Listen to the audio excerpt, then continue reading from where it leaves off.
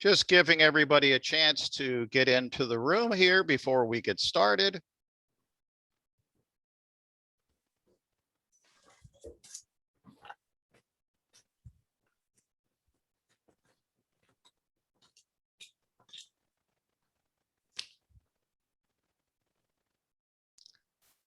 Good evening, everybody, and welcome to our fourth One Health seminar of the fall semester here at Delaware Valley University. Welcome, and glad to have you with us tonight. For those of you who may not be terribly familiar with One Health, I think there's probably an easy phrase, and that phrase might be, it's one world, it's one future, and it's got to be One Health. How about that? That'd make it a little bit simpler. But this is really a transdisciplinary systems approach. Recognize the inextricable linkages between humans, animals, and the environment. We're all in this together. You maybe have heard that from all of the pandemic discussions, but we're all here in this together.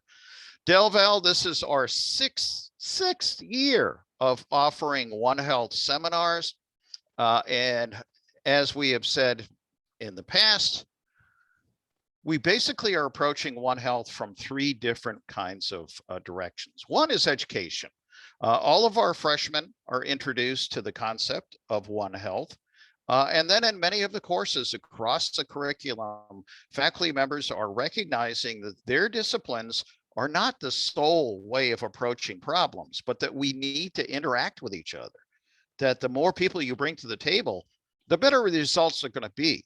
And that we have to recognize that it doesn't matter what your major is, in the real world, you have to be transdisciplinary. The other side of this is research, and we need to be introducing more student and faculty research that, again, cuts across disciplines. DelVal is very lucky. We've been about to land from our very beginning. We don't have those huge silos that very large institutions have that keep disciplines apart from each other.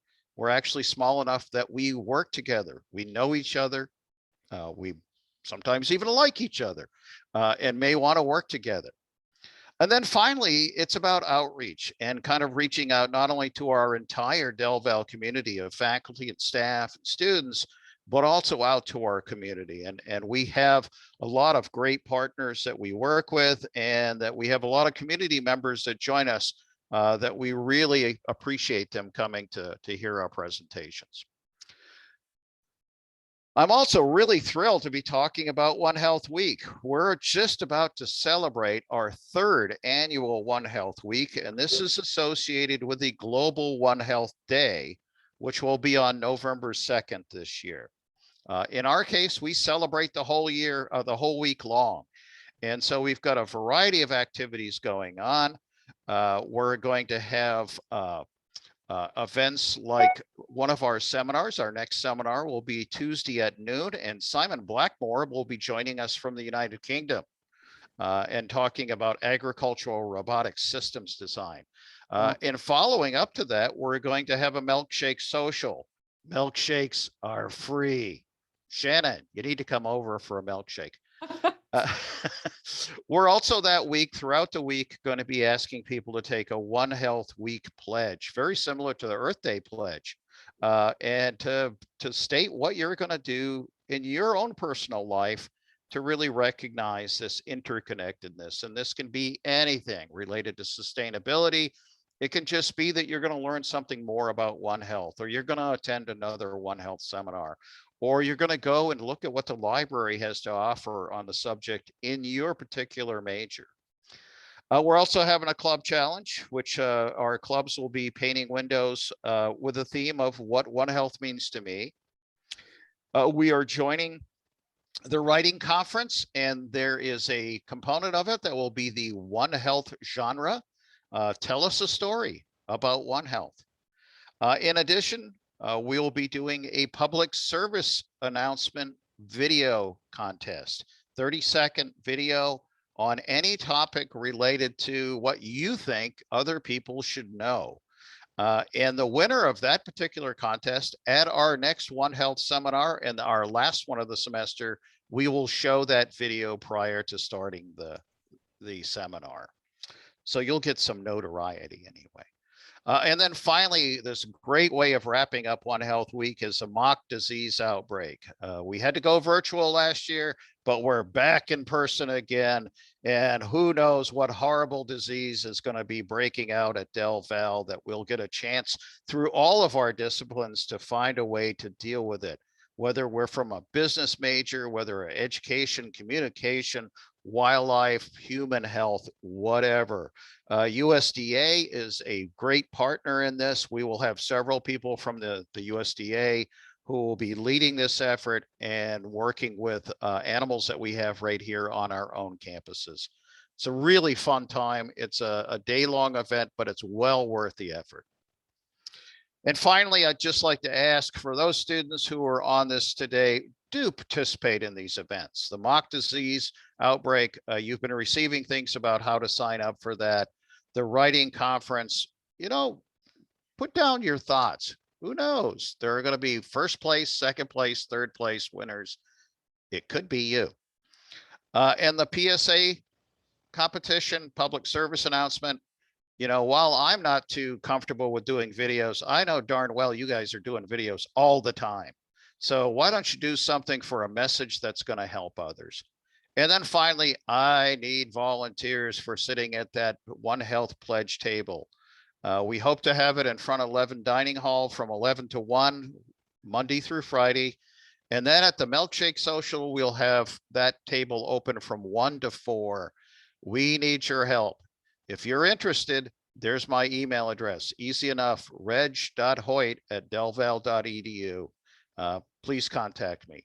For our community members, if you want to get added to our email list and hear about One Health seminars, just drop me an email and I'll put you on the list. All right, so now we're getting closer here. Shannon, thanks for holding in there with me. We have a couple of co-sponsors for tonight's presentation. That's just how popular Shannon is. Bucks County Audubon Society at Honey Hollow is one of our co-sponsors.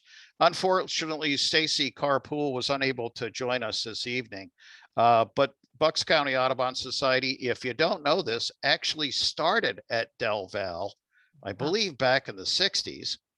And so this is an organization that's had a long relationship with Bucks County.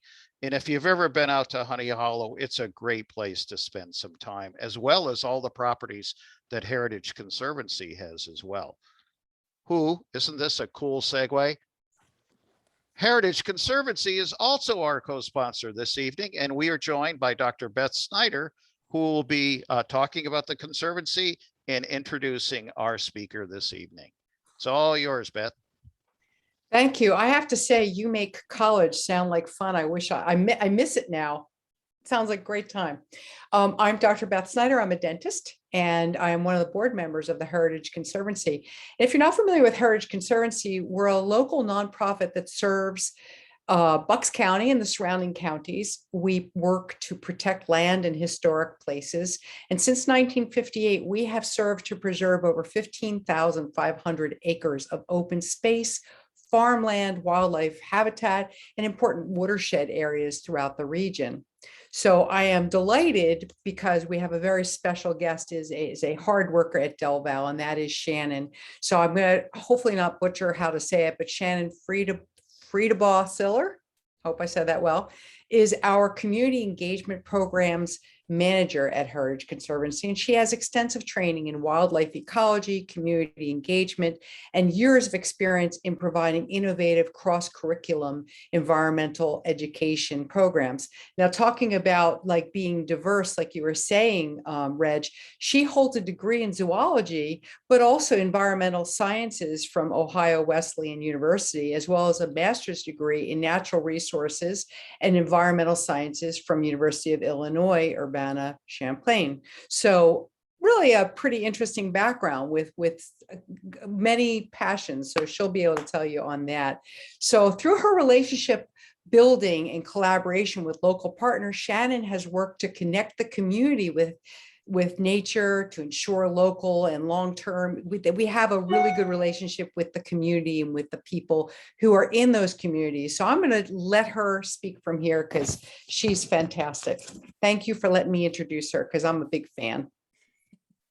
Thank you, Beth. The feeling's mutual. You and Reg are two of my favorite people, so I really appreciate it. I'm going to have Reg stop sharing his screen, please, and then I will put my presentation up. And here we go. One moment, I'll cue it right up. So as Beth mentioned, I'm the Community Engagement Programs Manager at Heritage Conservancy. And, all my training formally has been in the sciences. I actually studied wildlife disease as my master's work at University of Illinois. And my work here at Heritage Conservancy over the last 8 years has really evolved through time and has focused a lot more on bringing people to nature and connecting them with the land that we preserve. So we're going to dive in to cover a variety of topics. We're going to go through this transformation of what's occurred at our Croydon Woods Nature Preserve. We'll talk through that, which is something that's evolved since 2015.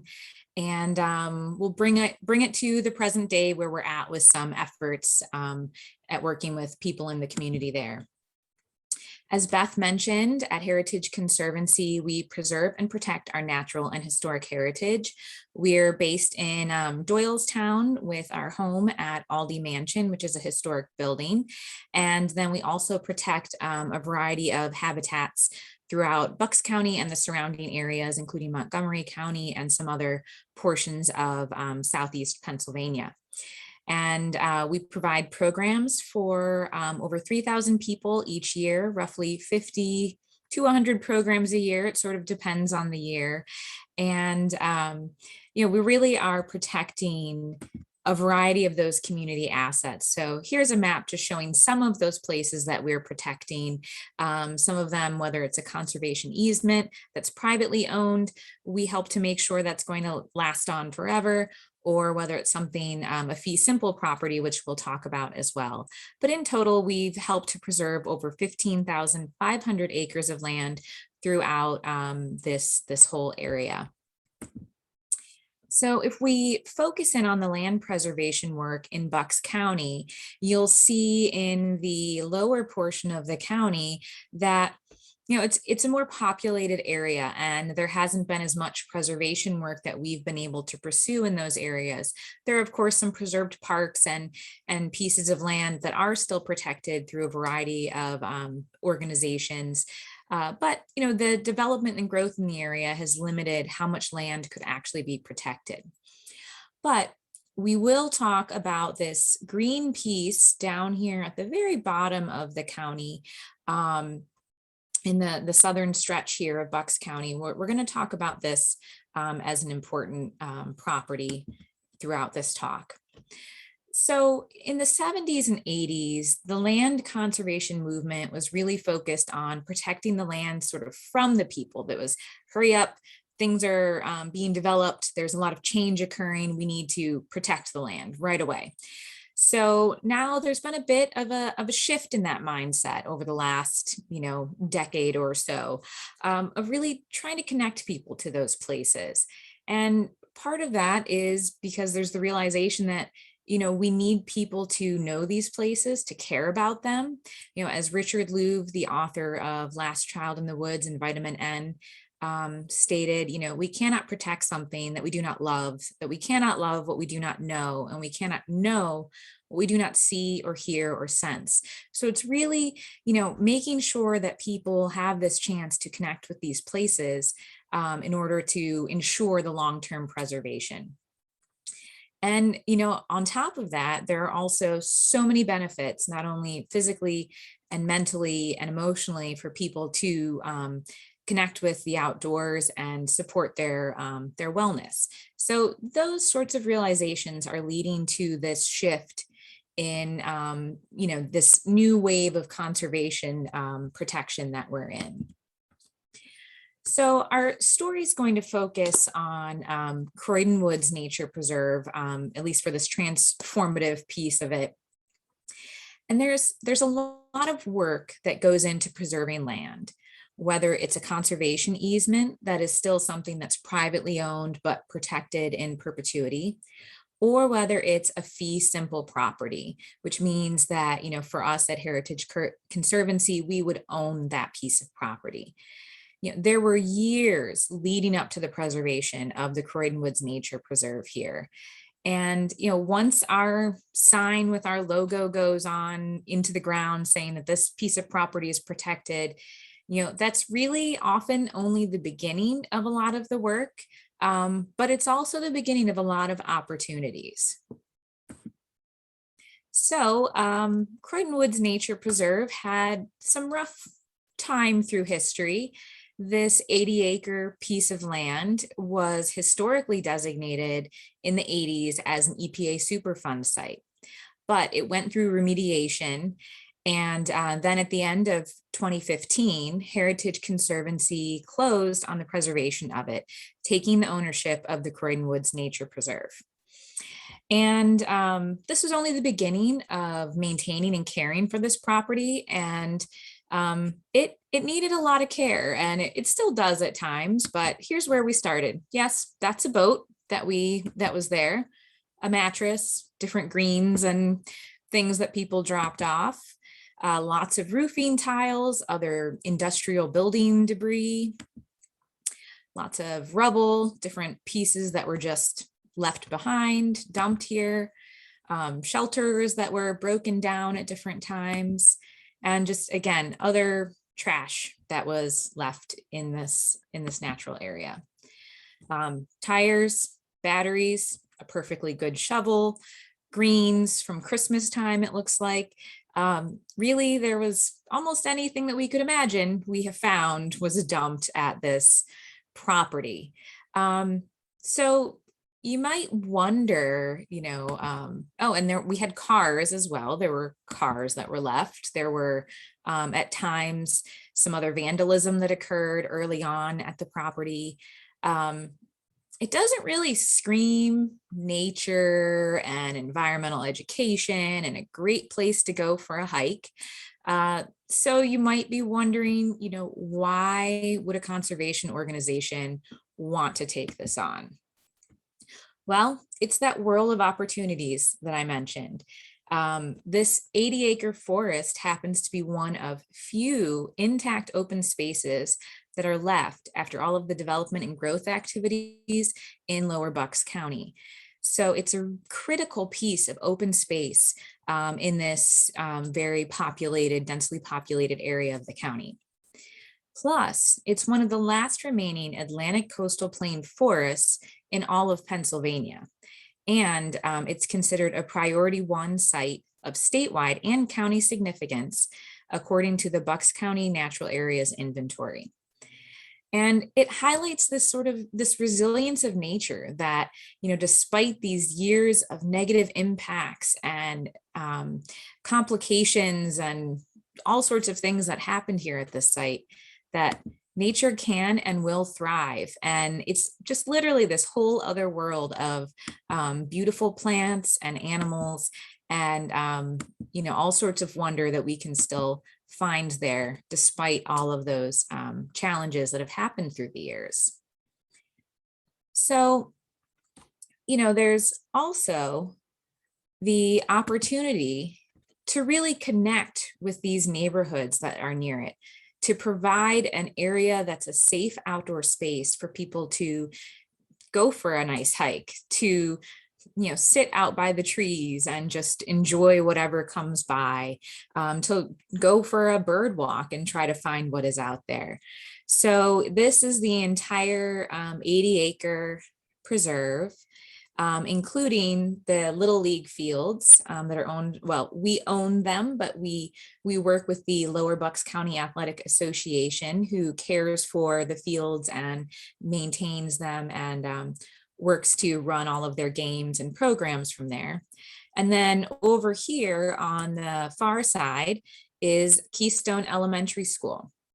And they were, an important piece of the consideration as to why this was such a critical area of land to preserve, knowing that we were going into it with, potentially some challenges in our maintenance strategies moving ahead. So again, it was this whole, chance for opportunities, despite a lot of those challenges that we knew that we might face along the way. And I shared with you some of the photos that, we were dealing with in terms of what was left there at the property when we first acquired it, and through the years, some of the things that have been dumped there. We were really fortunate, though. We weren't alone in this. The community in the area and all of our partners and the school, everybody else was resilient, just like that forest. And, at the end of 2015, we were the proud owners of this beautiful property, but it came with a lot of work. And, we had this whole great team of folks involved in the work ahead. They eagerly joined in and signed up to help in this transformation and changing all of the different things that needed to be done there. We had people of all ages. We had scout groups, school groups, local partners, corporate groups, neighbors, college students, anybody and everybody was out helping out with different projects of the cleanups over the years. Including some of our youngest volunteers. This one, I believe she was 2 years old when she joined us. So you're never too young or old to join in a cleanup and help make a difference. A middle school group had also joined us. So really, we were fortunate to have so many eager hands who've helped through the last years and who continue to help as we work towards maintaining it to the safe and accessible standards that we're trying to keep it at. So all of this resulted in so far a removal of 15,000 pounds of trash, probably even more than that, but that's a rough estimate. Fortunately, one of the neighbors who is a local volunteer has heavy machinery that he can bring in and help us out. And many dumpsters full later, we have removed a lot from this property. I'm happy to say there isn't usually the need for a large dumpster anymore, knock on wood. And there's always tires. I'm not entirely sure what happens, but there's almost always a tire at a cleanup. Can always find one when you're on a preserved area. So, along this time frame where we've been working to clean things up, we've also begun different conversations with Keystone Elementary School, the teachers, some of the administrators, and also to local neighbors that live right around the preserve. We've tried to inquire and listen to, what they want to see in the woods and the programs that they might enjoy, what sorts of programs would help to support the curriculum for the teachers and really help to connect everyone with this whole new natural area that's, really available and accessible now. So based on the input that we received, we started to explore and seek funding for the ways that we could make some enhancements at the preserve to meet the interest and the needs of the local community and the school. We developed an outdoor classroom that we installed so that anybody in the community, but especially the local school, could use. A pollinator patch here on the right side of our screen, filled with a variety of native plants. Signage was, of course, important, and we're looking to put in more enhanced signage in the next year as well. Marked trails. There had been a variety of ATVs that had used the area and created all sorts of trails. But, certainly as somebody going into the woods, you don't want to get lost, let alone when you're leading a group of students or a group of people on a hike. There's nothing worse than that, to realize you're lost with a whole group of kids behind you as well. So adding these simple trail markers to make it easier to navigate the forest was a big step in the right direction as well. We also worked in conjunction with the Little League to provide more shade and, of course, soil erosion reduction through planting some trees in the area. And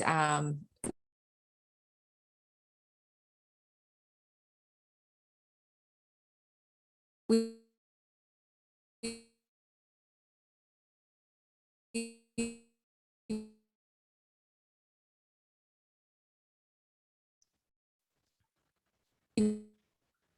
Hang in there, folks. It sounds like Shannon may be having some difficulties with her connection. even work to, try to engage the community and connect with them through some activity. Can you still hear me? Yeah, you're better now. You were kind of Okay. broken up there for a while. All right, we're better. Good. Yep, you're good. Great, thank you. Yeah, so we worked to provide some opportunities to connect with the community through programs that took people around the trails to really get them comfortable in the space and using the forest in different ways.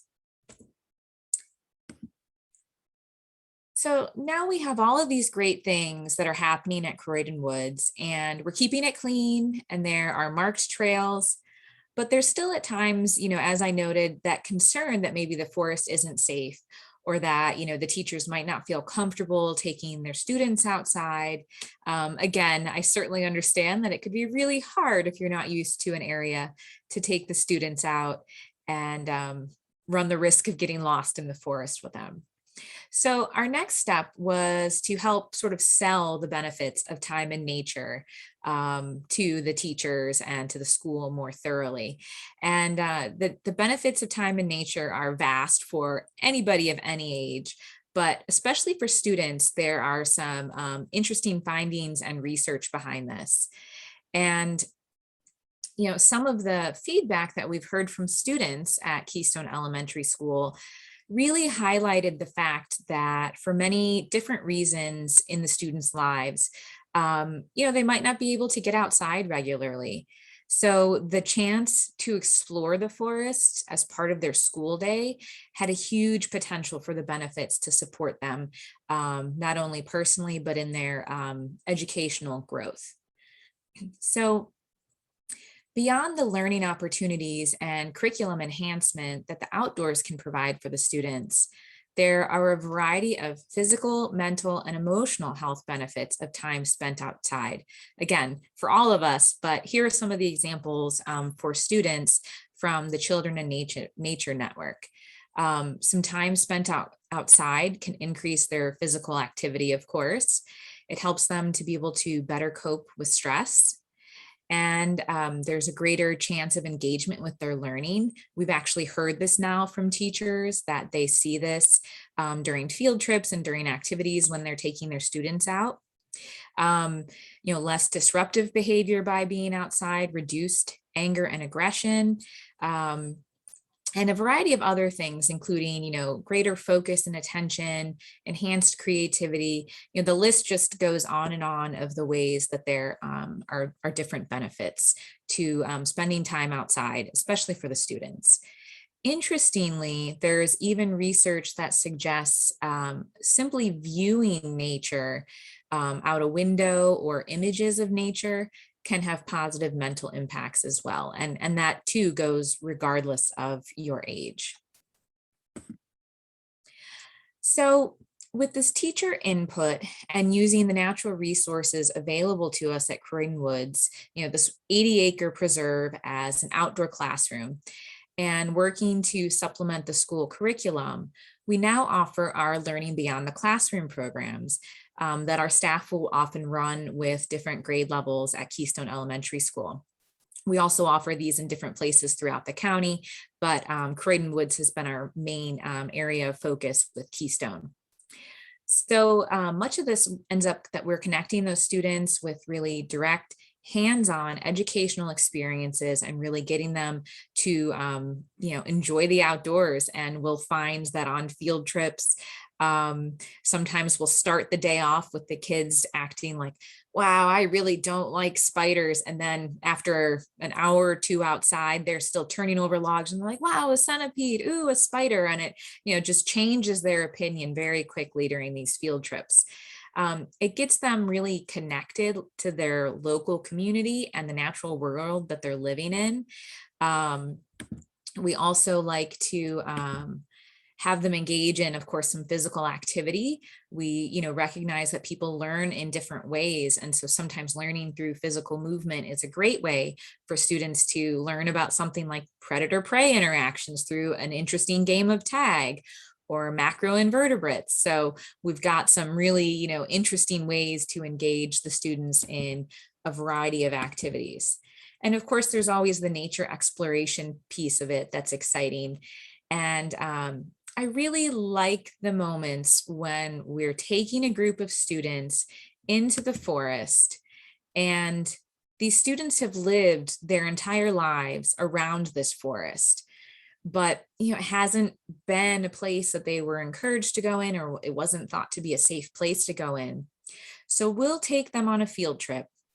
And as we're entering the trail into the forest, under the tall canopy of trees and leaves overhead, we'll see behind us, their eyes are looking up and around and down and just all around at things that they haven't really seen before.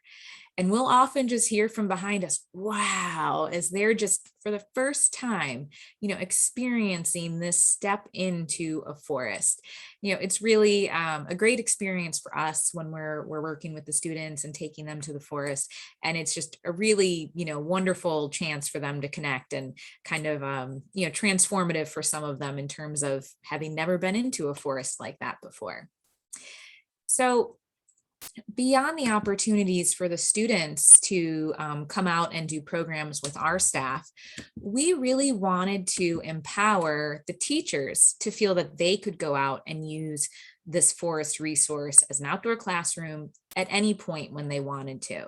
With the outdoor classroom, they could go out there to do a reading activity, writing, lunch, just a change of scenery.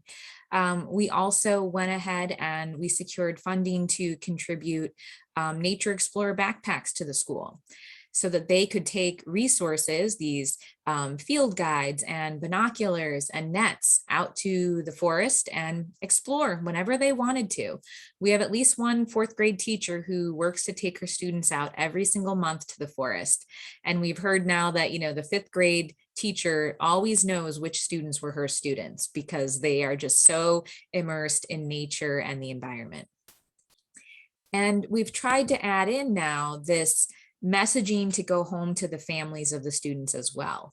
We send home a Learning Beyond the Classroom handout that shares with the family information from the day, from the field trips, and then gives them ways they can continue the conversations or, the interests from that day at home. We've really kind of gone from this super fund to super fun place now, which we've been, really happy with the changes that have occurred. And we hear from the community that they're really pleased with how things are moving along as well. So, about 3 years ago, after we had been into the work for a certain stretch of time at Croydon Woods, I had a really amazing meeting with Audrey Flojo Coletti, the supervisor of K through 12 special programs in the Bristol Township School District. We just sort of got to discussing about the amazing potential that we saw for the use of Croydon Woods to benefit the students and how it, opens this whole new world of learning and exploration. These benefits of nature, the work related to Richard Louv's work on Last Child in the Woods. And we also started to really talk about the types of challenges that the students and families in the community are facing. And all of a sudden, our conversation just led to this idea of using nature as this tool to support students and their social emotional learning. I can't really say that it's, there are other ways that people are doing this. So I wouldn't say that it's like a fully brand new idea, but I think our strategy that we came up with and how we're trying to implement it is certainly a manure way to go about it. It took some time for us to secure the funding to support the pilot project, but we were able to secure the funding and launch the pilot program for the 2020 to 2021 school year. And so, you're probably still wondering, well, why social and emotional learning? Interestingly, over 6 million US children aged 3 through 17 have been diagnosed with anxiety or depression, according to the statistics from the Centers for Disease Control and Prevention. This alarming statistic aligns with the national mental health issues impacting people of all ages. According to the US Department of Health and Human Services, mental health includes our emotional, psychological, and social well-being. It affects how we think, feel, and act, and it also helps determine how we handle stress, relate to others, and make choices. So I want to say a couple of quick notes about this. The data that I'm going to talk about here from the CDC, it's based on reported cases that have been diagnosed. So it's likely that some of these are underestimates. And these numbers that we're going to be talking about are from before 2020. So I'm sure that there's been a shift since the last year and a half. In 2016, the data showed that 1 in 6 children aged 2 to 8 years old has a mental, behavioral, or developmental disorder. And data in 2018, they looked at, the age and the depression and anxiety and behavioral problems across the age ranges. So you may notice that as the children's, age increases, there are trends in the, increase of anxiety and depression across those ages. So, if we can help equip children with tools at a younger age, to help them navigate, these stressors in life, some of the challenges in life that might feed into some of these mental health disorders that are occurring, it might give them just that added edge of a tool that they can use as they move towards adulthood, which we know continues to have a broad level of stressors and challenges as we get older. So, and I want to note that despite new research and information on the importance of mental health, treatment for children really varies, and it varies by age and poverty level. And it's likely that many cases still do go undiagnosed. And, I'll drive home the point too, that this data that I'm showing here, it doesn't take into account the last year and a half, which as adults we know has taken a toll. And so I'm sure that the trickle down effect and impacts on the children, are there and are things to definitely take notice of. So, this still might leave you wondering, so why is a conservation organization doing this work? Well, we're in it for the long haul. Perpetuity is theoretically forever. Protecting the land and historic places in perpetuity means that we need to ensure that we leave lasting positive impressions with people of all ages so that they will care for these places long after we're gone. An establishment of these long-term environmental connections really requires that we start early. Some studies show that time in nature during childhood and role models who care for nature are the 2 biggest factors that contribute to environmental stewardship in adulthood. So those are, some of our motivators beyond, the general community support to help individuals through these challenges. And it's critical that people experience these positive associations with nature at a young age, for this protection of the planet moving forward. The environment needs to be protected in order for humans to also survive along with it. So we know that those are critical pieces. So our project, we were really fortunate to pilot this program with any teachers amid how the school year was last year, but especially with 2 wonderful schools and a handful of teachers from the schools. I really called this sort of a pilot year because it was not at all what we had originally planned. We had to navigate and adjust and change course quickly a few times, but we were still able to collect some interesting preliminary data. So here you will see we have our Croydon Woods Nature Preserve and the Keystone Elementary School directly next to it, and the surrounding neighborhoods right around the school. So they were one of our schools involved. And through our partnership with the Fairmount Waterworks, we were able to work with a couple of teachers from the Fannie Jackson Coppin School in Philadelphia. So you'll notice that, their neighborhood and development and the Keystone neighborhood and development, the built and natural environments and the areas surrounding the school are different. So an added goal that we had with these conversations and the resources that we were providing to the teachers included an understanding that nature is everywhere, whether it's on your city block, at the local park, your balcony, in your backyard, at a local preserve. So keeping that in mind that, nature and this, tool for your, mental support can be found anywhere. And of course, there was a variety of challenges occurring still in the school year because some students were learning virtually, others were in a hybrid model that also changed to then in person at some point. So we were very nimble and adapting quickly. And fortunately, the teachers were also, really doing an amazing job adapting quickly as they needed to. So in order to make sure that we could, give the students something to prepare for these activities, each student received a little journal, a little notebook, and a small magnifying glass to aid in their activities. And we developed a variety of resources that we provided to the teachers to use in the classrooms. There were journal and discussion prompts that they could utilize, so they could either have the students work independently and write in their notebook, or they could have them do this as a group discussion. Some of the prompts were, as simple as, what is nature? And maybe another one was, when I am in nature, I feel. One that was very interesting among the students was, are humans a part of nature?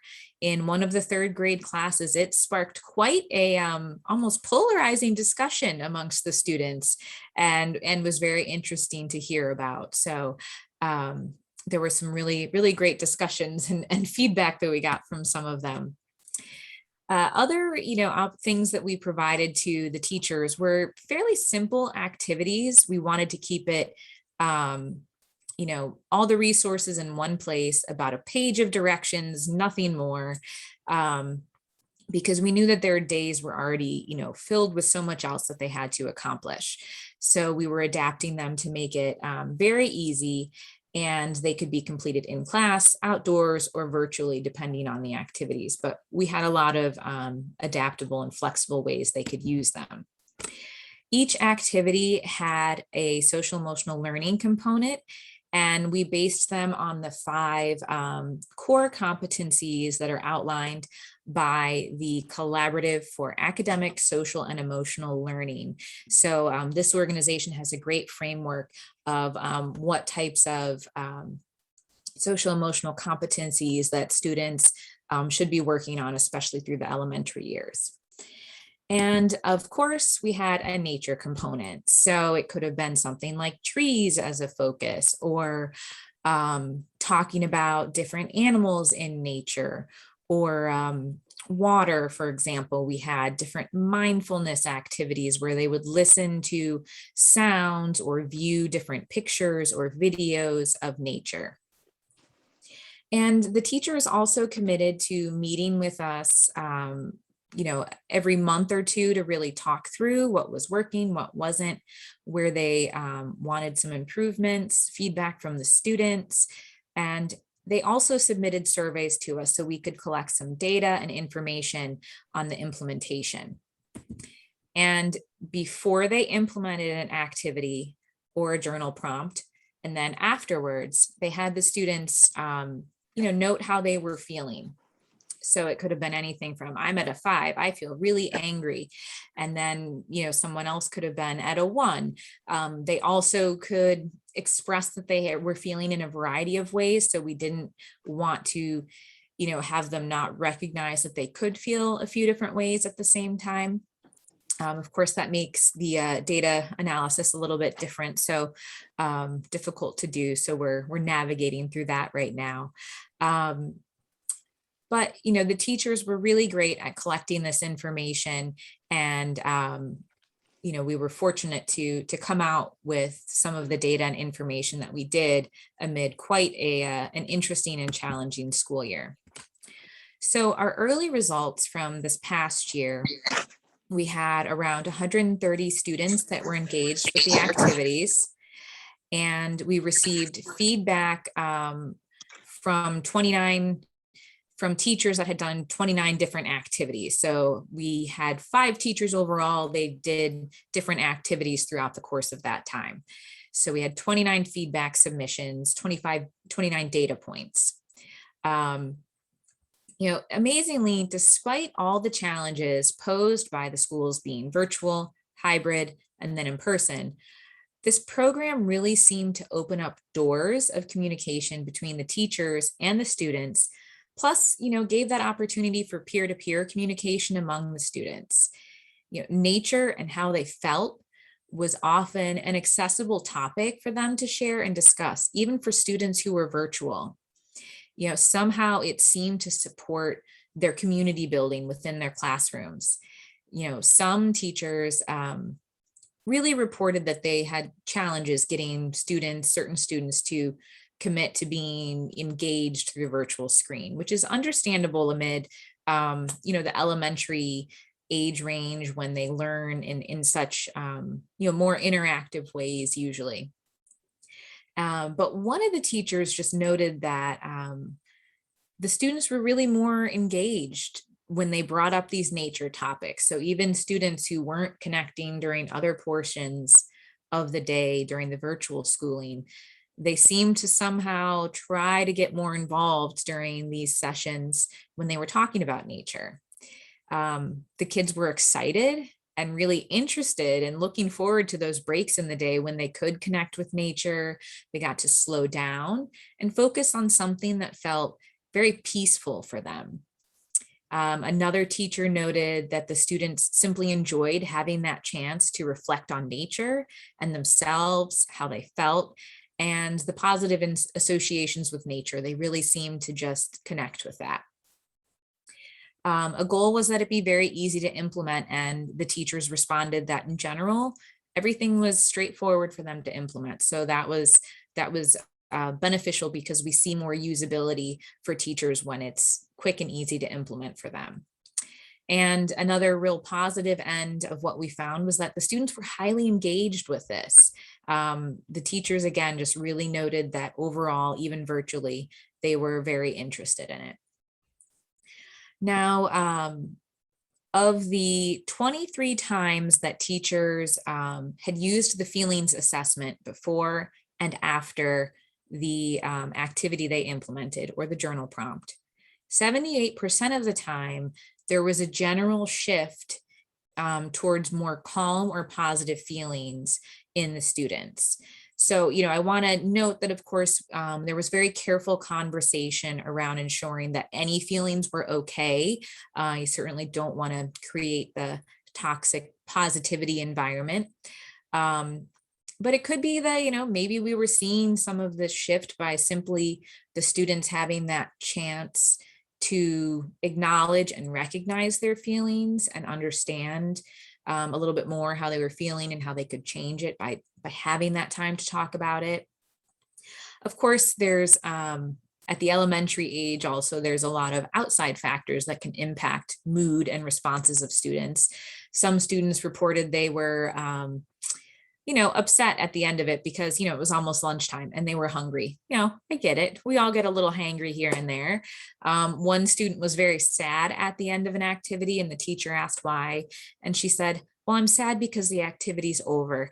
So, there's a whole range of reasons why the students could have changes in moods. So we're really trying to, look at some data and tweeze things apart. But, in general, there seems that there's been this positive trend that we're seeing from this very, very early data. So, we do take what we found so far with a grain of salt.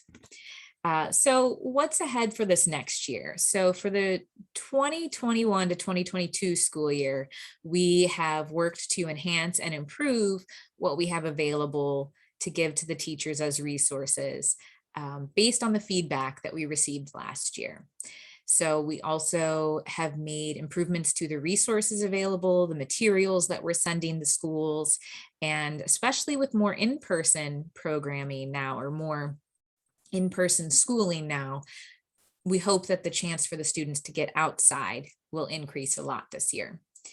We have 8 teachers committed to working with us through this next, hopefully more of a pilot year rather than such a interesting year of last year, for about 200 students involved.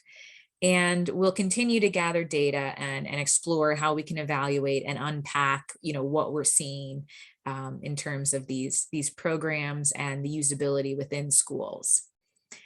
So again, we take the information from this past school year with a grain of salt, but it's been a very positive program that we've worked with so far with the teachers and the students. And, we're really looking forward to gearing up for this upcoming school year, this current school year. And, through this entire, transformation of the forest, and also the programs and work that we've done with Keystone Elementary School and now the Social-Emotional Learning and Nature program, we've really been fortunate to have some amazing partners, tons of volunteers, local neighbors, corporate groups, scout troops, teachers, students, and supporters and funders who've really helped to make this possible. I will especially give a shout out to Ellen Schultz at the Fairmont Waterworks, who's been my right-hand person helping me to navigate the work with the Social-Emotional Learning and Nature program, and of course our teachers at our 2 schools who stepped up amid a really challenging year and still took on additional work and information to try to commit to change for their students. So with that, I want to remind us all as we move into the winter months ahead, and I remind myself as well, that time spent amongst trees is never wasted time. So hopefully we can take that into the winter months ahead and, support our mental and emotional and physical well-being with that. Thank you. Thank you, Shannon. Folks, just to note here that if you have questions, please put those down in the Q&A, and we have one coming in. But before I go to that, I just want to say, Shannon, thanks so much for this presentation. I can't even think of a better One Health topic that takes the work of, Last Child in the Woods and tries to reverse that trend that we're seeing. If this is not a great example of One Health and how, even our mental health is dependent upon the natural world, whether that's seeing a spider or whether that's being out amongst trees, certainly is a great example of this. And that in turn, people caring about what they're doing there, then in turn makes them do better things for the environment itself. Trying to bring back to Croydon Woods and trying to improve that. This is a great piece of work. I am so glad that you've reported on it to us. And I hope that in the future, we're going to have a chance to hear more about this as well. I'm going to go to our Q&A right now and pass on that question. So Shannon, Abigail asks, is the Little League field considered a protected land? Is there specific rules the people visiting the field must follow besides the basic no littering and destroying property?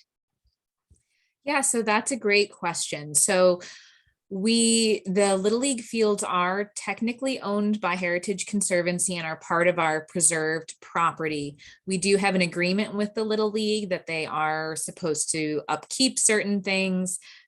Trash and litter is still always a complication, and actually, we were able to secure an EPA environmental education grant last year that we are working as part of that with the Little League to reduce, some of the litter impact at that portion of the property, and to really engage those community members and families that are there for the games and everything in that dialogue about just because you're here for a game, don't drop your litter here, and those conversations of how it can impact the forest and everything else. So yes, but we do have an agreement with them on things that they're allowed and not to do on the property.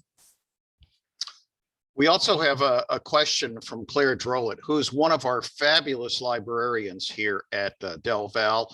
Are these resources available for free to teachers? I would love to link out to these resources and organizations from our Del Val One Health LibGuide. Yeah, so right now they're not publicly available yet, but that may be an eventual goal. We do have free resources on our website under our At Home with Nature page. I'll have to find that and drop it here. I can stop sharing and try to find it real quick and drop that in the chat. But that one is one that's up on our website now and available with videos and activities that are good for the family, good for schools, a variety of places. But yeah, anywhere that you would like to share those ones, and we will hopefully get to uploading and sharing those social emotional learning and nature resources eventually too. Yeah, Claire, I would just add into this that certainly this is a great opportunity for all of our students who are in education, elementary education, who are going out into the workforce, making them aware of the last child left in the woods, looking at social and emotional learning. I think that's something we don't only need in children, and we need that in a lot of our adults as well. But the benefits of being out in nature are just amazing. I'm sorry, go ahead, Shannon. Oh, and I was just going to note too, for any students who are interested in trying to get some hands-on experience in terms of working with students in these sort of informal education settings, these environmental education settings, we are always looking for volunteers to help with those. We are actually gearing up for programs with about 1,400 students between now and the middle of December.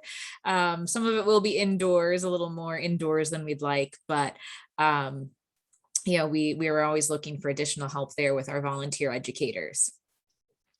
And Claire added another question. She said, are schools in the area able to reach out to Heritage Conservancy for events for their students hosted in the woods? In other words, are other schools allowed to come to enjoy like the local ones?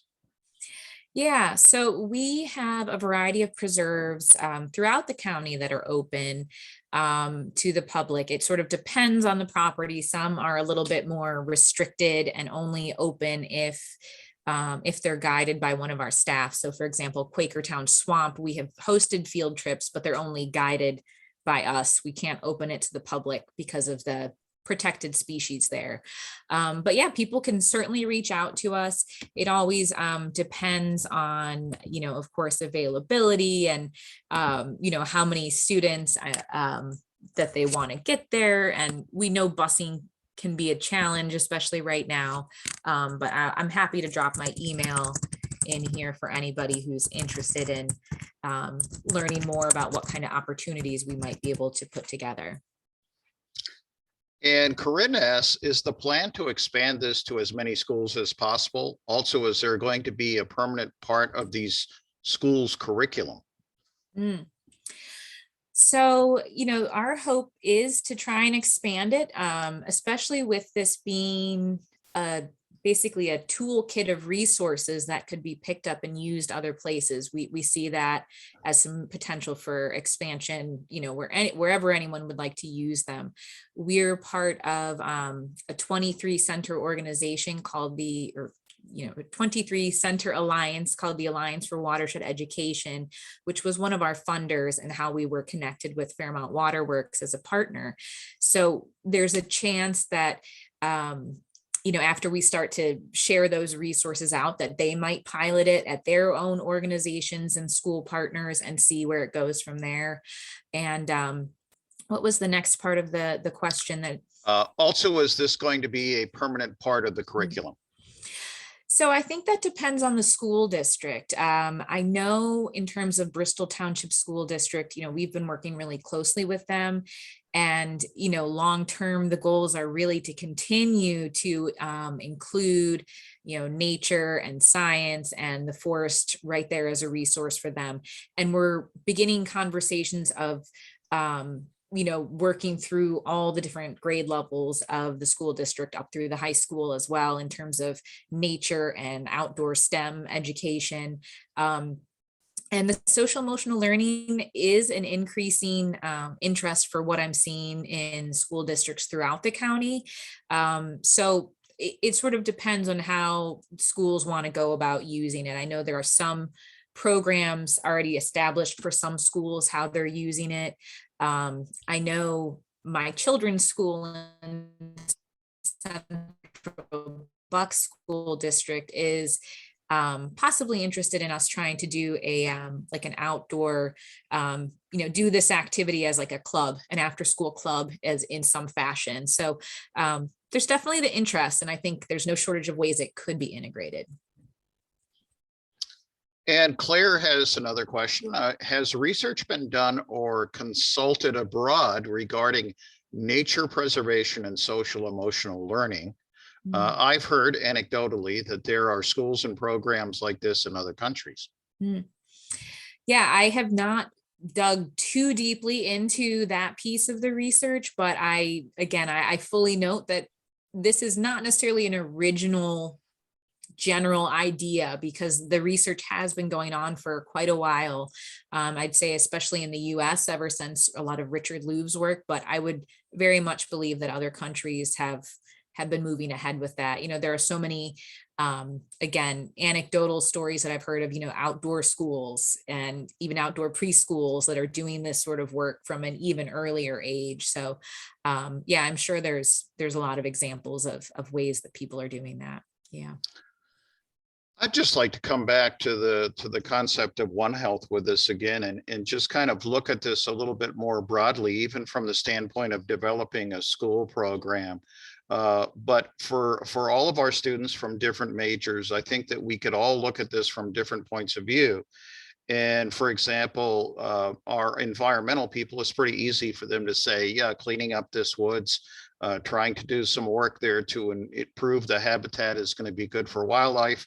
It's a very important piece of forest in regards to its location and being a last remnant left behind by development. But I would even, we've obviously seen the social and educational benefits that come to this to humans, but I'd be willing to bet that the kinds of things that you're doing at Croydon Woods are going to benefit the communities in unknown ways, but also in positive ways of maybe making that community more desirable, and that we would see housing prices start to increase in those areas and be more valuable, and that these schools will benefit tremendously from having programs that make them more desirable too. So from a One Health standpoint, there's kind of a win-win-win here. And if we can see you and other programs like this, whether they're in other parts of the world, hopefully in other parts of the world too, that more generations that go back into the woods, even if it's just in their neighborhood wood, or whether it's in their own backyard, the better off we're all going to be. And this is a challenge for every single major at Del Val, that this One Health concept is intended to make a better world for us all and to recognize our interconnectedness. And like I said earlier, I think this is a fabulous example of that, Shannon. I've got a couple of things too that I just wanted to bring up. I am aware that Heritage Conservancy is looking towards the future for a BioBlitz at Croydon Woods. And one of the questions I was going to ask is, do you have long-term any thoughts of ecological restoration as well as the educational programs in mind? So we're hoping that BioBlitz, if, we just submitted an application for some funding. So we're really hoping for that. And thank you, Reg and DelVal, for the letter of support. We're excited to try to get that. So, it's interesting because obviously our stewardship staff, and when we're out there, we're, taking note of what we're finding, right? Whether it's plants, animals, things like that. But, with the BioBlitz, it would give us that opportunity for a much deeper and more intensive survey of what's living at the site. And again, that's another thing that's going to have ripple effects. It's going to feed into our management plans and our restoration and conservation planning. If we're finding that there are certain important plants in one area, perhaps we need to build a fence to protect them and keep the deer out and keep ATVs out and different things of that nature.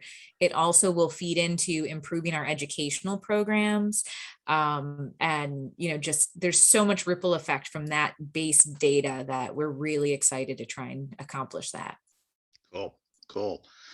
Well, I think that we have reached about our time. Again, thanks to everybody who has attended this evening. I hope you've enjoyed this presentation as much as I have. And Claire says, don't forget to mention the One Health resource guide. And yes, that is true. So the LibGuide on at delval.edu. Oh, wait a minute, Claire. What is it again? Is it library.delval.edu One Health? /One Health.